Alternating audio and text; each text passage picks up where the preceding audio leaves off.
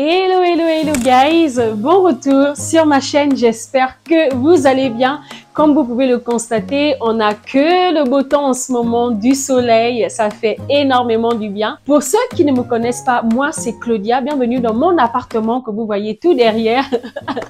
Ne vous inquiétez pas, si vous abonnez à ma chaîne et si ma chaîne elle continue de grandir, je vais avoir un meilleur cadre, un meilleur micro, une meilleure image. Franchement, je vais tout donner, mais pour ça, j'ai besoin que vous me motivez, j'ai besoin que vous me donnez de la force, donc n'hésitez vraiment pas à vous abonner à ma chaîne.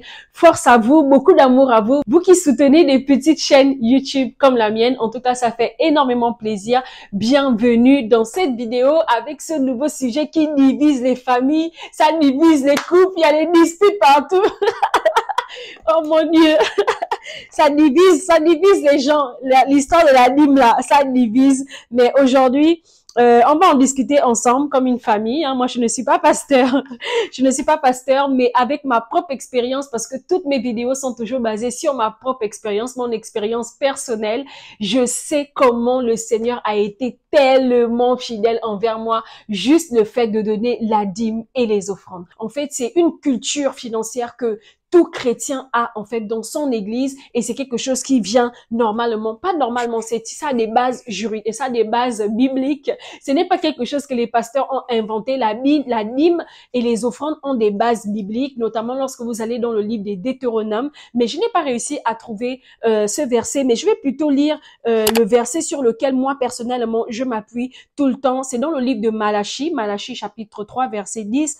Apportez à la maison du trésor toutes les dîmes afin qu'il y ait de la nourriture dans la maison, dans ma maison. Mettez-moi de sorte à l'épreuve, dit l'Éternel, et vous verrez si je n'ouvre pas pour vous les écluses des cieux, si je ne répands pas sur vous la bénédiction en abondance. Ça, c'est le livre de Malachie et c'est vraiment ce passage-là que je rappelle tout le temps au Seigneur quand je suis dans la galère. Je dis, Seigneur, souviens-toi des dîmes et des offrandes que je donne dans ta maison. Mais il y en a tellement des références financières dans la Bible, mais il y a aussi une autre référence aussi que j'aime vraiment beaucoup, qui est dans le livre de Proverbes, Proverbes chapitre 3, verset 9.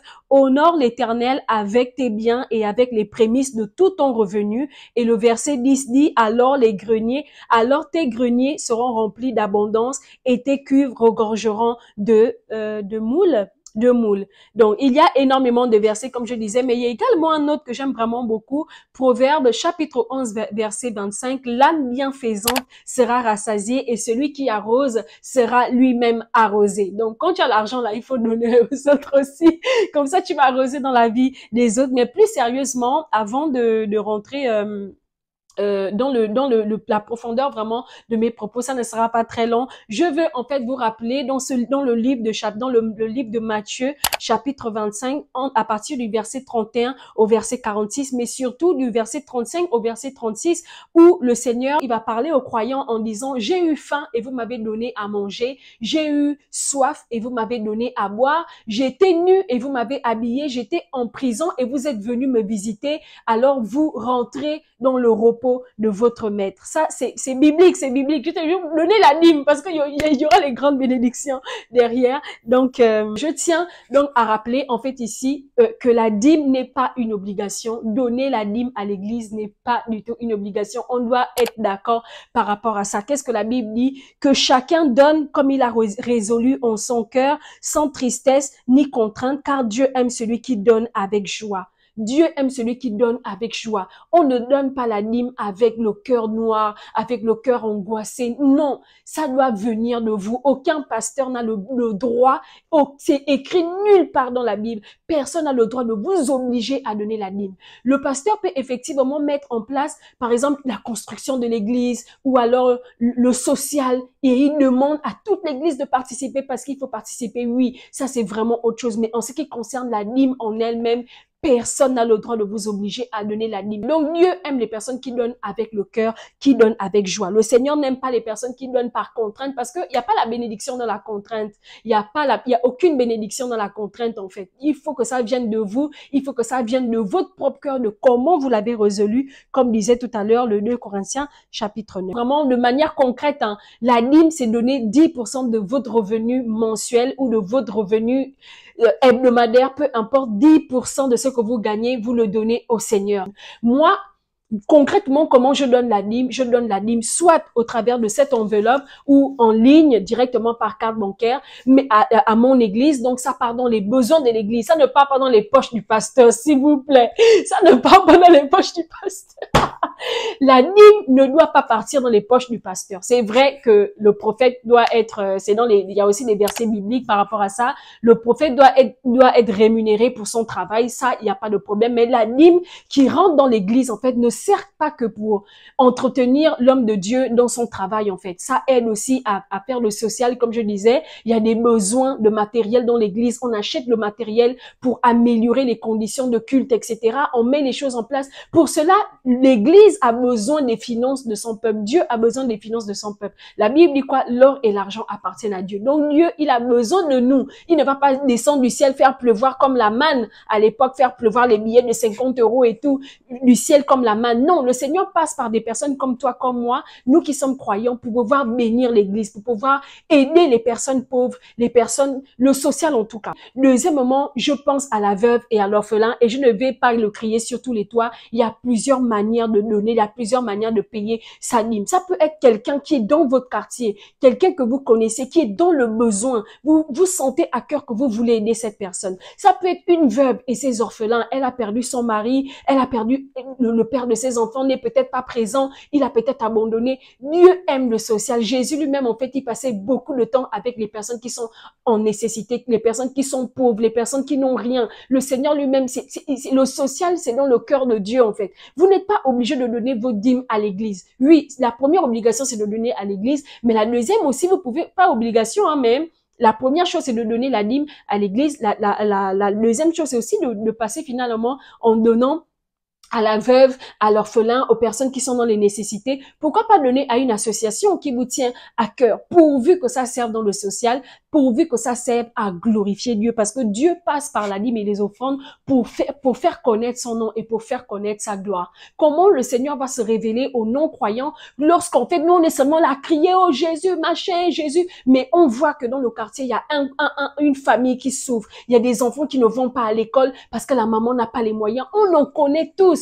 On en connaît tous. Comment on va aller à l'église du lundi à dimanche, mais il y a des personnes qui sont dans le besoin autour de nous. Il y a plusieurs manières de donner la dîme, il y a plusieurs manières de payer la dîme, il y a plusieurs manières d'honorer le Seigneur avec nos finances, notamment en donnant les 10% de nos revenus dans le social. Il y a une grande bénédiction dans la dîme et les offrandes. Moi, j'expérimente ça. J'ai déjà remarqué que les mois, en fait, où je dis, oh non, mais j'ai trop ci, j'ai trop ça, c'est les mois catastrophique financièrement. C'est les mois où il va m'arriver genre une galère et tout, genre la voiture a un souci. Mais les mois où je suis du genre, en tout cas Seigneur, là, j'ai la foi. Je crois vraiment que tu vas m'aider, à affronter ce mois-ci malgré le stress. Je donne ma dîme et je donne ma dîme et j'ai toujours, je peux vous assurer que c'est les mois les plus tranquilles, le mois le plus calme. J'ai déjà remarqué, c'est le mois où je donne la dîme. Pourquoi? Parce que le Seigneur a sa main sur nos finances, parce que le Seigneur a sa main sur toutes les circonstances. Il est le maître des temps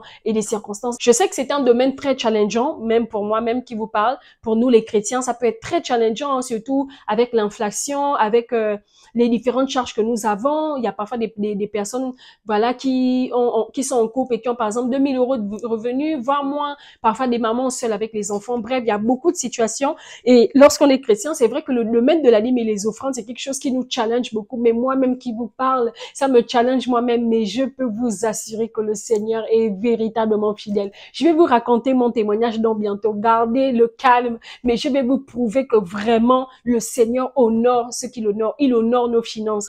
Ça me fait tellement rire parce que ça me fait penser à tout ce que j'entends.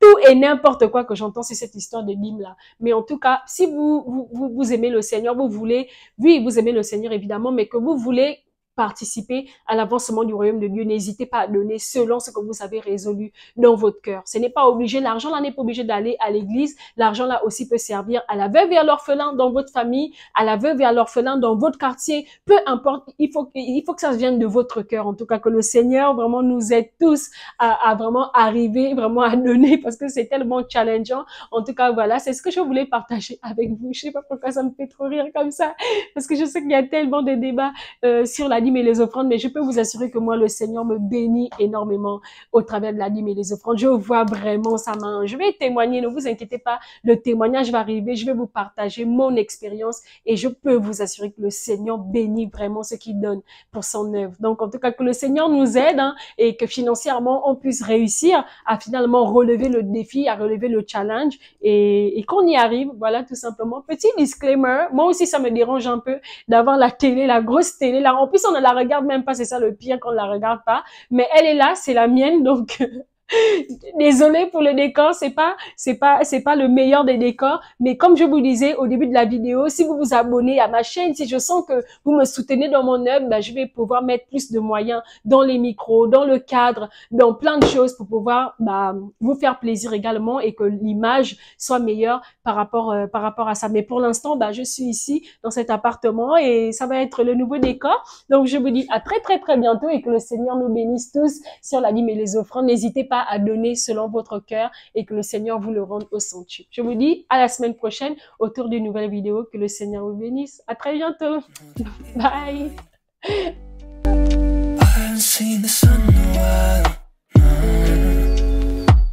I miss your side.